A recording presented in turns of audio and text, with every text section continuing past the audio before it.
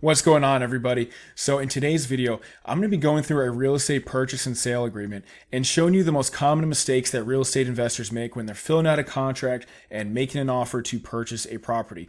And full disclosure, I'm not an attorney. You should always run any contract through an attorney. These are just my own random thoughts. I am a real estate investor and real estate broker, but you should always consult with an attorney when it comes to real estate contracts. And so that being said, let's jump into the video. And throughout the video, if you have any questions about contracts, drop them in the comments below. And I'll also put a link to an example real estate contract that you can download on my website for free. So look in the comment section below and I'll have a link there. But the very first thing you want as a real estate investor with your contract is you want to have an out clause. So if you come across a deal, you lock it up, but then you realize it might need too much work, or maybe you ran your comps wrong, you need a way to back out without penalty, because every now and then that's going to happen, especially if you're new. So with this contract, and we'll go through more of it in a second here, but this contract, point number 21, they call it a study period. You can call it an inspection period, but it basically says within 10 days of going under contract, the purchaser in their sole and absolute discretion may declare this contract terminated.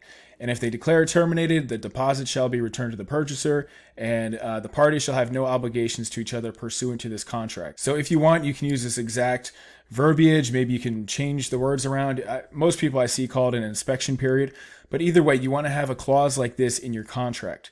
So that's point number one. And that's a mistake a lot of investors make, because I've seen some contracts where the investors, they're not even able to back out without penalty.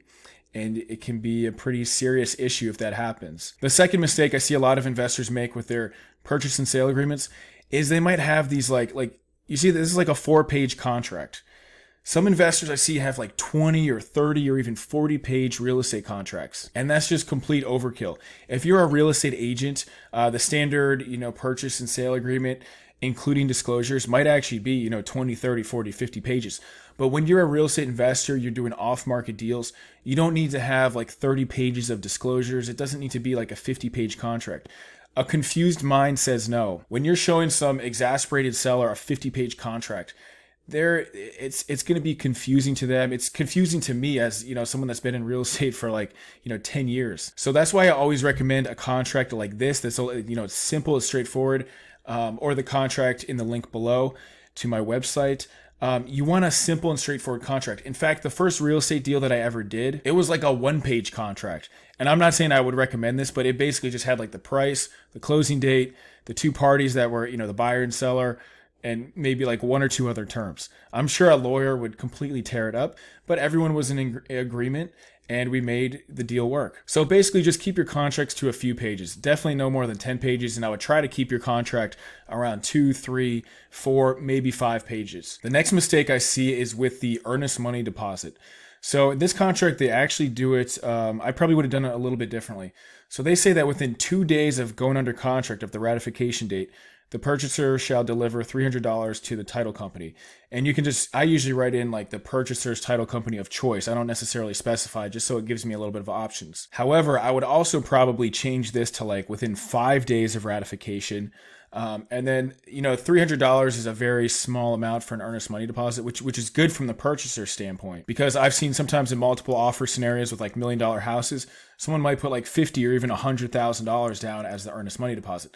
So as a buyer, the less you can put down, the better. You do want to be like realistic. You don't want to just put down like $50 or $100. You want to put, something that's somewhat substantial, but you also want to try to limit your risk there. I've seen a lot of beginner investors where maybe they don't have the cash to, put an earnest money deposit, or maybe they just forget to do it. So that's why you want to put as little as possible.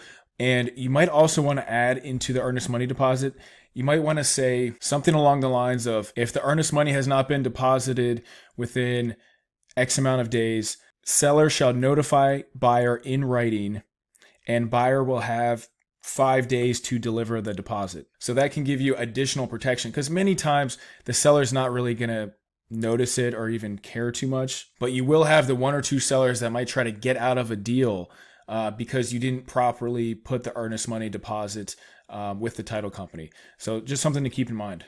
The next mistake I see with a lot of newer real estate investors is you want to make sure you initial any change in the contract. And that sounds obvious to someone that's been in real estate for a little bit. But let's say we agreed on a price. Let's say the seller said, they want to sell it for, $200,000.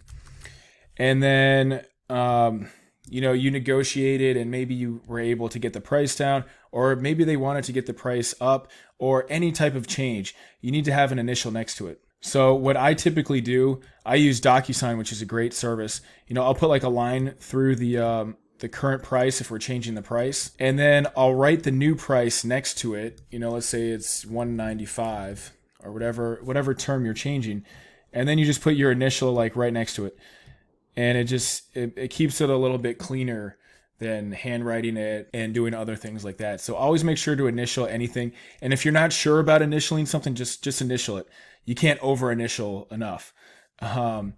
So that's another thing where sometimes sellers try to get out of a deal. It happens very rarely, but just make sure all your I's are dotted, T's are crossed, initials are dotted, signatures, dates, everything like that. Next up, if you're a licensed real estate agent, which a lot of real estate investors are, in fact, I would recommend that you do investing as well as, agent work, or at least get your license. You need to disclose that information, and you can see it here at the bottom here, licensed parties. One or more members of this LLC are licensed real estate agents in Maryland, DC, and Virginia. And then it says their name. So you just need to disclose, you can just say if your name is Bob, Bob is a licensed real estate agent in whatever state you are.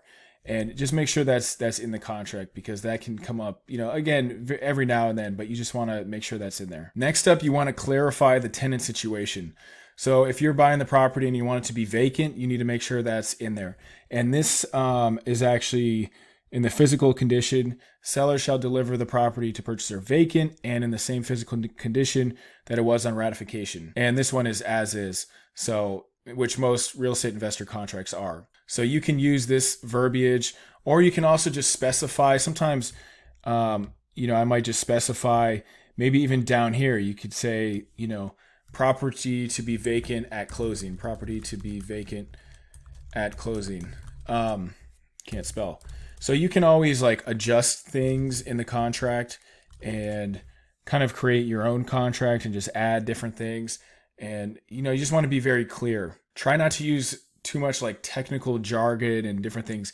You don't want the seller to be confused. You want it to, like, anybody to be able to understand your contract. The next mistake I see is that a lot of real estate investors that are new think that they have to pay a lawyer like $10,000 to like look over their real estate contract.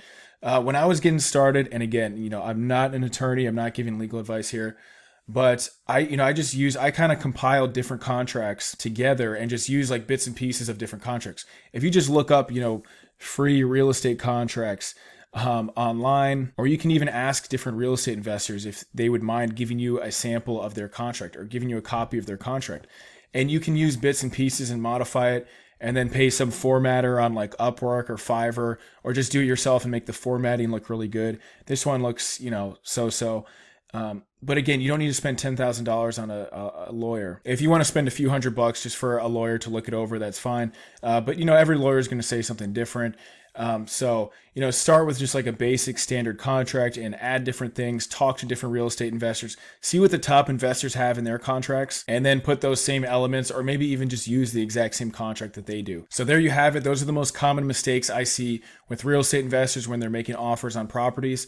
And if you have any questions about real estate contracts, drop them in the comment section below, and also feel free to download a free real estate contract in the link below as well. Thanks, and I'll see you in the next video. Bye.